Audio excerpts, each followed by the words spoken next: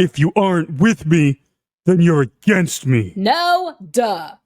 Amandla Stenberg attributes the cancellation of the Acolyte to backlash from the conservative fans and societal divisiveness, accusing critics of prejudiced hatred and urging political action while dismissing the show's poor viewership as a factor. So I made 2 diss tracks against Amandla Stenberg as a joke kind of thing, and they turned out to be pretty good. And people got mad at me about them. You can actually see them up on the channel. Mm-hmm. They are good diss tracks. But the thing I want to address is this whole ridiculousness. Now, I don't know when it became a thing where it's okay for people to blame everyone and everybody else for their own issues. Like, if Amandla Stenberg had made a video and said, hey, the Acolyte got canceled. It's a real shame. I really thought we made something good for you guys. I know some people didn't like it, and there were some people who were not very nice about it. But I put I gave it my all, and I want to thank Leslie Headland and whatever. And I'll hope the next project I'm in will do better. And thanks to everybody who supported us. Like, that's all you have to do. But of course, she wasn't going to do that because she's a rotten little brat. Exactly. Like, literally, when I think of Amandla Stenberg, I think of a spoiled brat. Or is that an insult to spoiled brats? It's sad because I see this and I think all you had to do was be nice, and you couldn't do that. You couldn't not be a victim. Literally, she had to be a victim, and so she found a way to make it herself a victim. And it's like, look, just thank the fans and say, I'm sorry you guys didn't like it, and that's it. Mm-hmm. That's all you need to do. But no, it's the alt-right's fault. It's bigots and trolls and whatever. You literally made a diss track where you flailed around like a dying fish, whispering things like you were some sort of like diva. With a very ugly afro. And honestly, I couldn't stop laughing while I was watching you.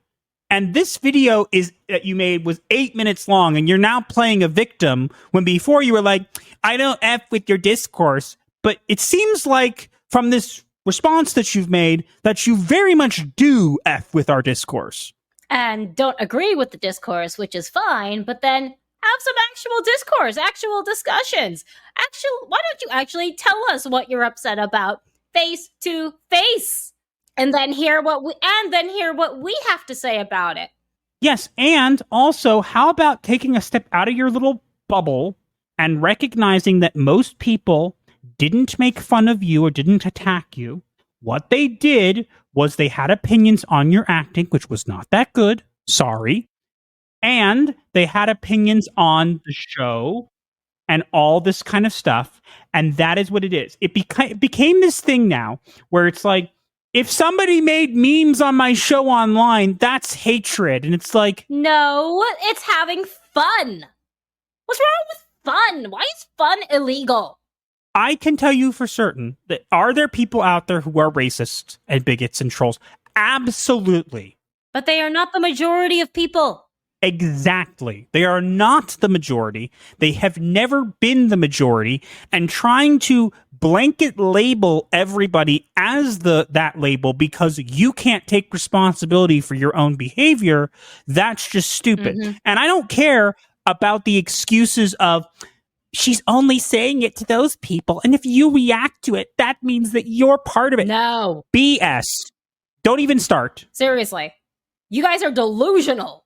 Let me lay it out for you clear as crystal. I've laid it out on Twitter. Let me lay it out for you again. When they announced the official announcement that the show is being canceled, when they announced it, Deadline announced it, they announced the reason for the show being canceled. It was the viewership. It was the viewership. The abysmal viewership numbers that showed hardly anybody watched this show.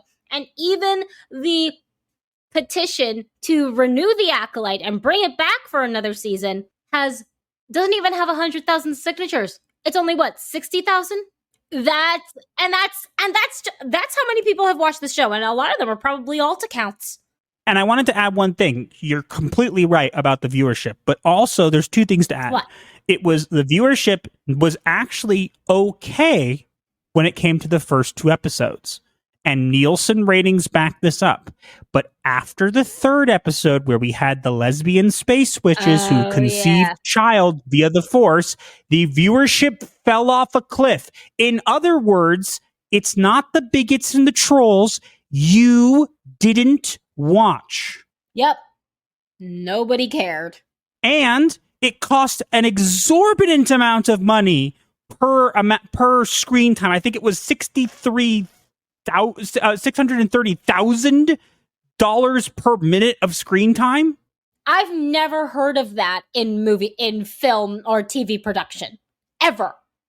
Exactly. So these people, you're campaigning online. I get that you have passion, and that's great. If you like the show, you're allowed to like the show. Nobody says you can't. Yeah. But you have to face reality, and the reality is nobody watched it, and it was such an exorbitant amount of money put into it that you could have a ton of you people. You could have triple the amount of people that you have, and it will never be enough because the amount of money invested into the show was not turning any profit. Mm-hmm. And that is why it got canceled. It is simple cause and effect.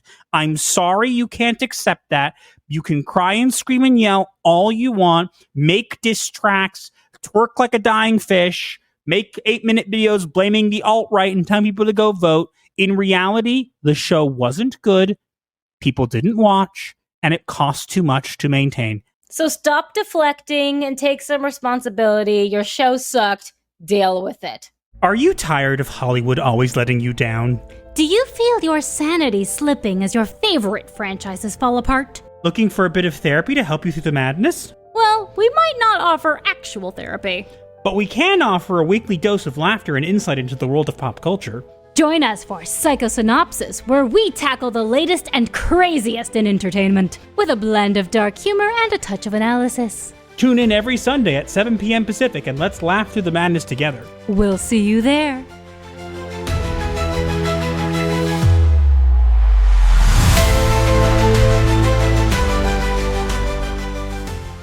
Like the video break, the algorithm style, share with your crew. Escape life's hell, from spooky memes to advice obscure. Here's your dark solace with humor as a cure.